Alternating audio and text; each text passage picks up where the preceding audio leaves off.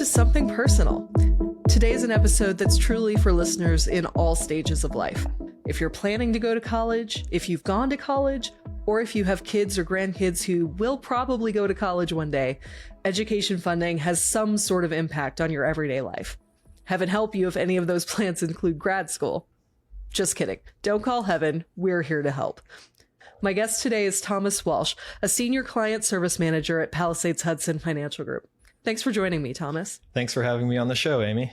So, Thomas, in our firm's book, Looking Ahead, you wrote the chapter on education funding. Now, that chapter is really aimed at people who either had kids late in life or are looking to contribute to their grandchildren's education. But since this show has a broader audience than the book, does your advice apply similarly to younger parents who are thinking about funding their children's education? It certainly does, Amy. The subject of our conversation is focused around the student or future student and planning for their education. So it doesn't really matter whether you're a new parent early in life or a grandparent hoping to contribute toward a grandchild's college education.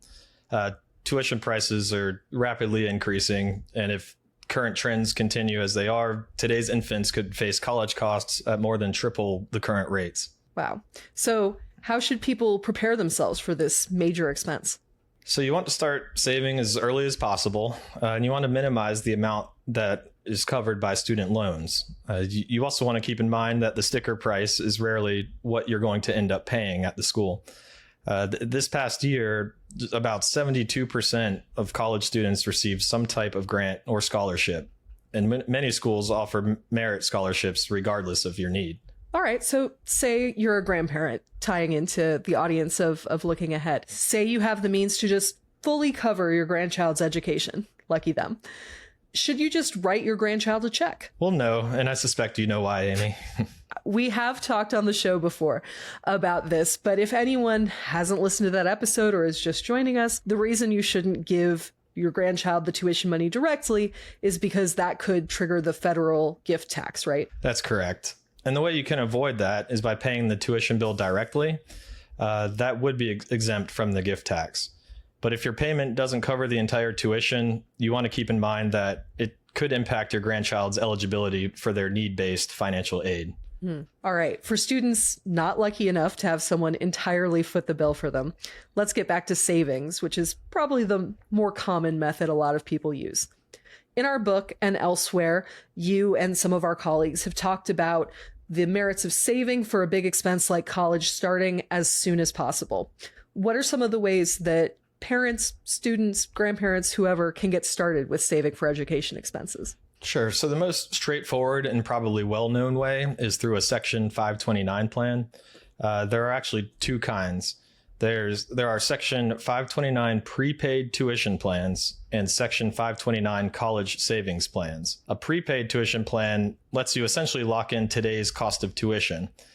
Some prepaid plans cover tuition only, while others also cover things like books and housing expenses. Once you pay down the plan is then obligated to pay for the student's tuition, no matter how expensive it is, by the time the student actually does go to college. The rules for these types of plans can vary based on the states offering them, and they often only cover certain groups of schools or even just in-state schools. In general, these plans are mainly aimed at paying for public institutions rather than private ones. And you're not necessarily tied to a plan that's in your home state, but there may be additional tax breaks for residents. Just like health insurance, there are additional costs for going out of network. So it might tie the beneficiary of the plan to a group of particular schools when there's a chance they grow up and find themselves to be a better fit elsewhere. And one additional risk is that some states are already struggling to fund their obligations for fulfilling these prepaid plans, and given the rising rates of tuition across the country. Sure. It's funny you mention tying beneficiaries to particular school or location. It makes me think of me and my sister. I think fairly classic two ends of the scale. I was down to the wire on decision day for college. I had two colleges I'd both gotten into. I liked them both, was truly uncertain until I made that final decision. Whereas my younger sister knew in middle school where she wanted to go. She had found a college. She was excited about it. And she went straight through applied to that school, got in, went to that school for 4 years. So I think, it's hard to predict when you have a kid or even a future kid, if you're planning for someone who doesn't exist yet, knowing what kind of kid they're going to be as far as certainty, uncertainty. And I think the prepaid plans are a little bit risky just for even that level, as well as the funding that you mentioned. That's a great example for prepaid plans, and sort of some of the drawbacks to them, and how you can lock yourself into ending up at a certain school, and that just isn't always the case, as was with you and your sister. There is another kind of plan though, that has a lot of the same benefits, and it's the 529 savings plan. This avoids a lot of the downsides of the prepaid plan. You're not locked into any tuition price, and they're basically savings plans that are tax exempt, and also they have a minimal impact on the student's financial aid eligibility. The owner of the 529 savings plan, or really anyone for that matter, will make contributions into an investment account, which grows the money, with the goal being to have enough for the beneficiary's tuition by the time he or she is ready for college. So what if you open a 529 plan for someone who ends up choosing not to go to college? So the account owner can change the beneficiary in that case, as long as it's another member of the original beneficiary's family. Okay. What about educational expenses before college or after college if you go on to grad school? Can 529 plans be used for those? As of 2017, yes. The Tax Cuts and Jobs Act expanded educational expenses to cover K through 12 education. So you can withdraw up to $10,000 per year from a 529 plan to cover that. Though your savings will have had less time to grow if you choose to go that route and not use those funds for a college education. And also, though, as of 2019, funds from a 529 plan can be used to repay student loans up to $10,000. And as of 2022, unused 529 plan funds can actually be rolled over into a Roth IRA for the beneficiary. And to do that, each beneficiary is allowed to roll over a maximum of $35,000 from a 529 plan into a Roth IRA. And but the rollover is still subject to the annual contribution limits to a Roth IRA account. So a 529 savings plan definitely sounds more flexible than the prepaid tuition plan, but do the savings plans have downsides? Sure. Any kind of investment really carries with it some degree of risk, but they also have the potential to earn greater rates of return and have more flexibility than the prepaid 529 plan. Most 529 savings plans offer different asset allocation strategies based on the age of the beneficiary to try to help mitigate this risk. The investment strategies typically start off aggressive and are a little more risky, and then become more conservative as the beneficiary nears college age. Some other drawbacks are that some plans are less efficient than others, and some states charge excessively high management fees for their state 529 plans. All right, so not every 529 saving plan is the same. If you have a client who's looking for one of these plans, how do you advise them to pick? Do they have to look in the states where they're living, or can they cast a wider net? They can cast a wider net, and you don't necessarily have to use your state's plan. Generally, you do if you want to receive any type of state tax benefit for contributions. But as far as choosing a plan, the College Savings Plan Network is a great resource that lets you compare all of the different plans and lets you see the different advantages or benefits and costs for each of the plans. Most states actually offer more than one 529 plan, so there is a lot to look at. But I give my clients a few places to start. We often recommend Utah's My 529 plan, or Connecticut's Higher Education Trust, Nevada's Vanguard 529 College Savings Plan. And for New York residents, we often recommend New York's College Choice Tuition Savings Program. All right, so do people have other options for saving outside of 529s? There are other options, although 529 plans tend to be the best option for saving. Other savings vehicles would include the Coverdell Education Savings Account, also referred to as an ESA, and that allows you to save up to $2,000 per year on behalf of a qualified beneficiary. The funds will grow tax-free and can be used for educational expenses, including for elementary and secondary school. So if your goal is to maximize funding for K through 12 education, it can make sense actually to use both an ESA and a 529 plan simultaneously to fund education. However, one drawback to ESAs is that the account owner cannot recover or transfer the funds should the beneficiary decide not to attend college. Another savings option is to open a custodial account for the student, and that would be like a UGMA or a UTMA. And with these accounts, any adult can set up a custodial account for a child that is under the age of 18. The assets in the custodial account will belong to the minor, but they are controlled by the custodian until the child reaches adulthood. So unlike 529s or ESAs, there is no contribution limit on custodial accounts, although gift taxes can still apply. So one benefit to using a custodial account compared to a 529 plan is that you have access to a wide range of investment options in the custodial account. Whereas a 529, you may be more limited to a set list of investments or investment allocations. And while some of the income earned in custodial accounts are shielded from taxes, and some is taxed at the lower child's tax bracket, they're not as tax advantaged as 529 plans. Annual taxes will still be due on the income earned in a custodial account, or if there's any realized capital gains. One drawback to custodial accounts is that the child gains complete control of the account assets when they reach adulthood.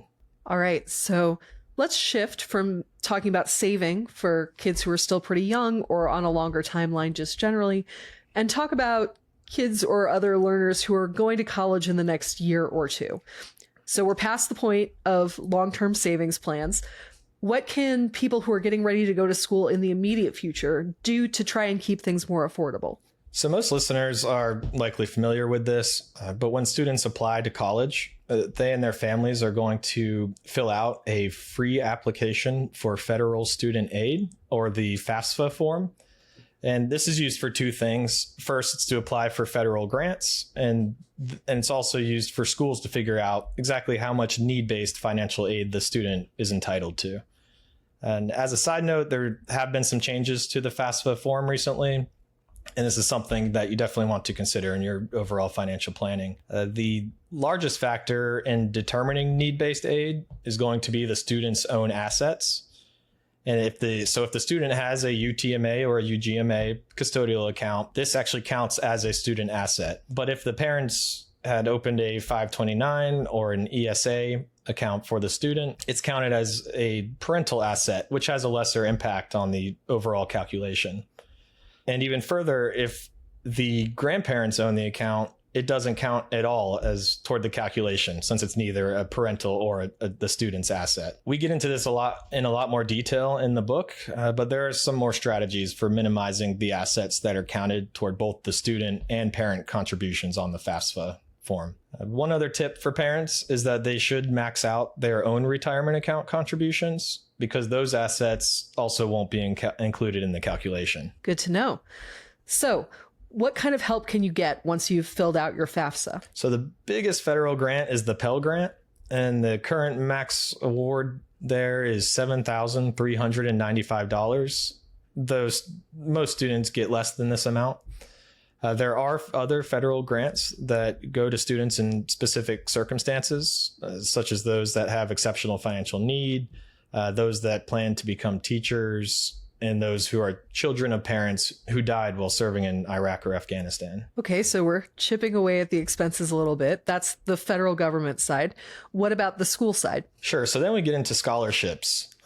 Need-based scholarships are also often referred to as grants, while merit-based scholarships are generally referred to as just scholarships. Either way, it's money that the school is knocking off of their sticker price for you as the student. And like I said before, schools will determine how much need-based money to give based on your FAFSA. While merit scholarships are awarded to high academic achievers, but this also covers sports scholarships, arts scholarships, things like that. A lot of high-ranking private schools will offer merit-based scholarships to students with little financial need because they want to attract high-caliber students to the school and boost their selectivity ratings. And as you get into the most elite schools like the Ivy League, this is less commonly done. Most of those schools don't offer merit-based scholarships at all. Basically, at that point, every student is deserving of a merit scholarship, so they only give out the need-based ones. And I sort of skipped over this, but between federal grants and scholarships from schools, there are also sometimes state grants and scholarships out there that students can apply to, right? That's right. Some of those only apply to students going to school in-state. They may still apply to in-state private schools, though, in addition to public. All right, let's keep knocking money off this sticker price. What else can students do beyond the FAFSA and applying to these particular scholarships? So there are lots of independent scholarships. They're offered by community organizations, religious groups, or even private companies. These tend to be small, but they can really add up. It takes a lot of time and energy to apply for them. And one pitfall to watch out for is that some schools, including some top tier ones like Cornell or Dartmouth, they will adjust the amount of aid they award to the student based on these extra scholarships that they receive. So before you spend all that time and energy applying for a scholarship, make sure you're doing it to save yourself money rather than saving the school money.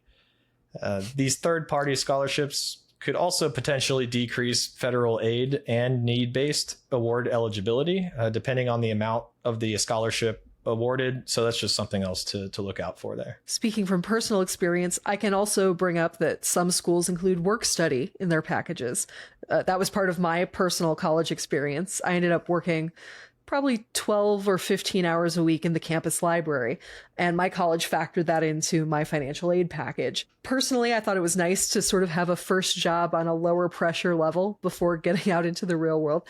But is that something that students can generally look for when they're receiving financial aid packages from schools? It certainly is, and that's a great way to fill in some of the gaps in funding for funding your education if they're there.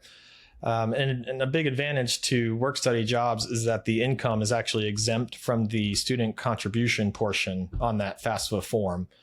So it keeps the student's aid eligibility higher than it otherwise would have been should the student work the same job outside of a work study program. So we've covered grants, we've covered scholarships, we've covered work study. I think we've probably chipped away as much as we can expect to. So if there's still a gap between savings and what you need to pay after these adjustments, I guess we've reached everyone's favorite topic, student loans. Yes, let's get into student loans. So the first thing to know about student loans is that if you eventually file for bankruptcy, your student loans may not be discharged. Courts are reluctant to do this, and they only do it when they decide that paying back the loans would impose significant hardship on the student. They'll also look at if you've made a good faith effort to try to repay the loans in the first place. All that sounds about right for student loans, but let's back up first. Can you tell us a little bit about the different types of student loans you may encounter? Sure. So there are federal student loans, and within these are various subtypes. There are direct subsidized loans, which used to be called Stafford loans, and some people still call them that. These are need-based, and they don't start accruing interest until the student is actually done with school. And then there are direct non-subsidized loans, which are not need-based, but begin accruing interest right away when you take them out. Then there are direct parent loans, which are for parents of undergraduates or for graduate or professional students. And then there are direct consolidated loans, which allow students to combine their federal loans into just one loan. Listeners probably know that student loans have been in the news a lot lately. What's been going on with them recently? Well, Amy, I'm sure you've seen there have been a lot of different headlines on this. It's been in the news. This podcast is being recorded in October. So the loan payments did just resume after a 3-year break due to the pandemic. And just recently, President Biden did announce his plans for a second attempt to secure forgiveness for at least some federal student loan borrowers. His initial plan for broad forgiveness using the HEROES Act was rejected by the Supreme Court.